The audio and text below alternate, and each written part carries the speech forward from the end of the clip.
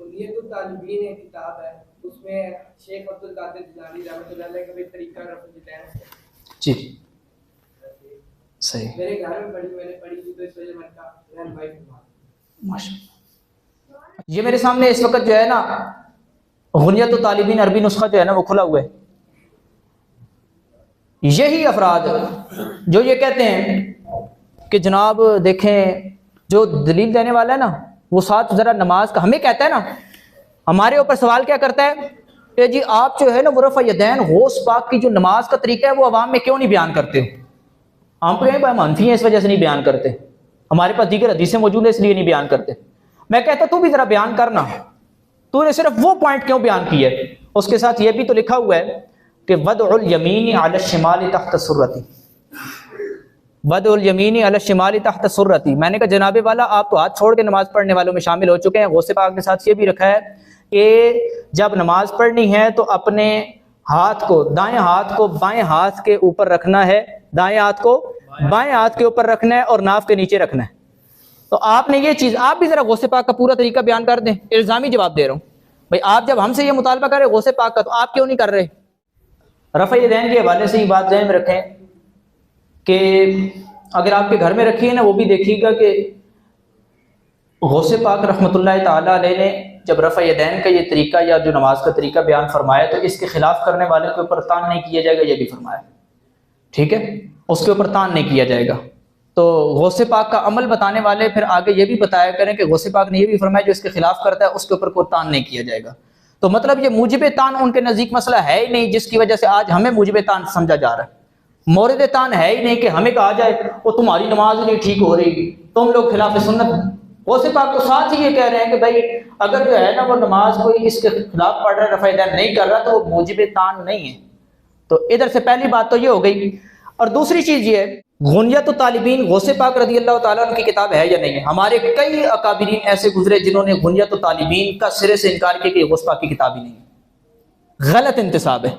अब कहेंगे छप रही है, मैंने कहा छप तो बहुत कुछ रहा है और छाप आप भी बहुत कुछ रहे हैं। ये छापों वाले से पूछे जो छाप रहे हैं, वो उनका काम है, उन्होंने पैसा कमाना है। हम बात ये कर रहे हैं कि बुनियतुत तालिबीन, अब जिसने कोई तर्जमे किए कुछ किया हम उसके जिम्मेदार नहीं है, हम वो हवाला देने के जिम्मेदार है जो हमने बात की है कि कई हमारे उलमा वो इस चीज़ का इनकार कर चुके हैं। और ये नहीं कि इस सदी के बल्कि पुराने आइमा उन्होंने इनकार किया है कि ये जो किताब है ये गौसे पाक की तरफ गलत मंसूब। दूसरी बात ये कि इमाम अहमद बिन हम्बल के मुक़ल्लिद हैं गौसे पाक, तो आप उस तकलीद की बुनियाद पे कर रहे हैं।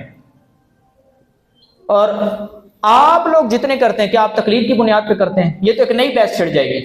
नहीं जी नहीं, मैं आपको एक तरीका बताता हूँ। आप कहेंगे अच्छा कोई तकलीद की बुनियाद पे करे तो दुरुस्त है, और अगर तकलीद की बुनियाद पे ना करे और डायरेक्ट हदीस से करे तो दुरुस्त नहीं है। मैं कहूँगा जी ऐसा भी होता है। मिसाल के तौर पे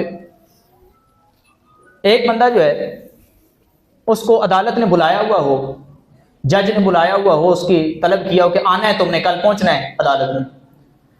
अगला बंदा देख रहा है कि जज साहब अंदर बैठे हैं, अदालत लगी हुई है, लोग उसके सामने मौजूद हैं, और ये बंदा बगैर इजाजत वहां से सीधा सीधा सीधा सीधा अंदर आ जाता है और जज के सामने आके खड़ा होता है, जी हुजूर आपने मुझे बुलाया था।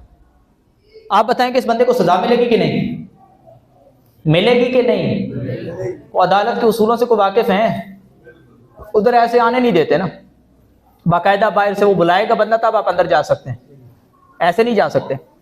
अब कोई अदालत में जब उसको पकड़ा जाए और वो कहे जनाब मुझे तो खुद जज साहब ने बुलाया है, मुझे खुद जज साहब ने कहा था कि आपने आना है, तो उसको अगले कहेंगे कि जज साहब ने आने का कहा था लेकिन उसके लिए कुछ उसूल भी बनाए थे कि कैसे आना है।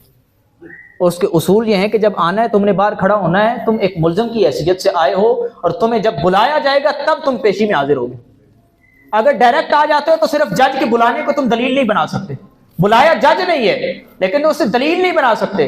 ओ भाई कुरान ने कहा है कि तुमने जो है ना कुरान से इस्तेदलाल करना है, हदीस ने कहा है कि तुमने हदीसों से इस्तेदलाल करना है, लेकिन हमें तरीका बता दिया है फस्अलू अहल ज़िक्र इन कुंतुम ला तअलमून अतीउल्लाह व अतीउर रसूल व उलिल अम्रि मिनकुम।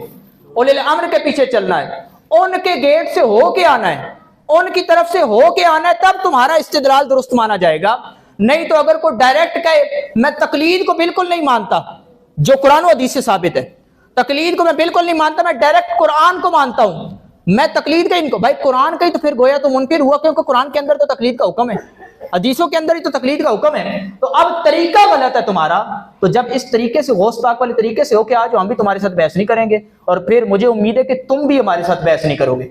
लेकिन अब बात हो रही है हमारी इस चीज के ऊपर कि जब बिल्कुल कोई सहारा नहीं रहता ना, फिर बंदा इस तरह की चीजों के ऊपर आ जाता है। वो तो आदत है इंजे, तो आदत है इंजे। मिसाल के तौर पे अगर बहस हो रही हो ना दो बच्चों के अंदर आपस में किसी बात के ऊपर, पहले तो दलाइल से बात चलती है, जो कमजोर पड़ जाता है ना वो आखिर में गालियों पे उतर आता है, कहता तेरे अब्बू इनकी तसी, तेरी मानी, मतलब वो खानदान पे उतर आते हैं ना, फिर एक दूसरे को खानदान की गालियां, फलाने इनकी तसी, तेरे फलाना ऐसी, तेरा फलाना ऐसी।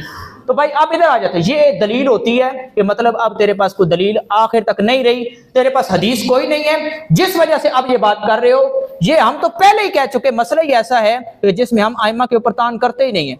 हम तुमसे बात इसलिए कर रहे हैं कि जो तुम कह रहे हो हमारे पास हदीस नहीं है। इमाम गौसे पाक तो खुद मान रहे हैं कि अहनाफ के पास हदीसें हैं, इसी वजह से वो अमल कर रहे हैं, लिहाजा उनके ऊपर कोई तान नहीं किया जाएगा। वो खुद फरमा गए जब, तो अब उनसे तो हमारा झगड़ा ही खत्म हो गया।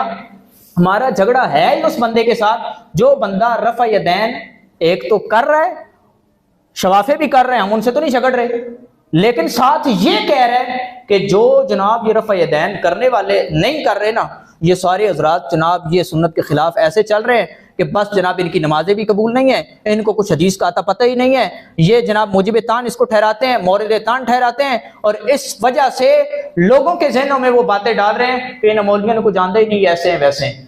ऐसे बंदे के साथ हमारा कलाम है, तो इसका मतलब है कि जब आप गौसे पाक की यूं दलील दे रहे हो, अब आपके पास तो कुरान हदीस की दलील नहीं रही। हमारा सिर्फ मसला यह है कि हम तो पहले से ये कहते हैं कि अगर आइम्मा में से किसी का भी इख्तिलाफ है, हम उस पर तान नहीं कर रहे, ना वो हमारे ऊपर तान कर रहे। हमारा कलाम सिर्फ उस बंदे के साथ है जो हमारे ऊपर तान कर रहे हैं और ये कह रहा है कि आपके पास हदीसें दलील नहीं है, इसलिए हमने हदीसें आपके सामने पेश की हैं। अगर आप ये कहते कि जी गौसे पाक रज़ी अल्लाह ताला अन्हु करते हैं, अगर आप सिर्फ ये दलील देते हम मान जाते, हम कहते जी करते हैं। आपने ये कहा है कि जनाब गौसे पाक करते थे, ये आपने दलील नहीं दी। आपने ये कहा है कि सही हदीसें ये कहती हैं और अहनाफ के पास एक भी सही हदीस नहीं है, तो इस वजह से हमने फिर गौस पाक की तो दलील नहीं देनी ना आपको, ना ही हमने लोगों के सामने फिर तरीके गौस पाक के बयान करने हैं। हमने तो फिर सही हदीसें पेश करनी है। कि आप कह रहे हैं कि सही हदीस नहीं है, तो हम कहेंगे जनाब हमारे पास सही हदीसें भी मौजूद हैं।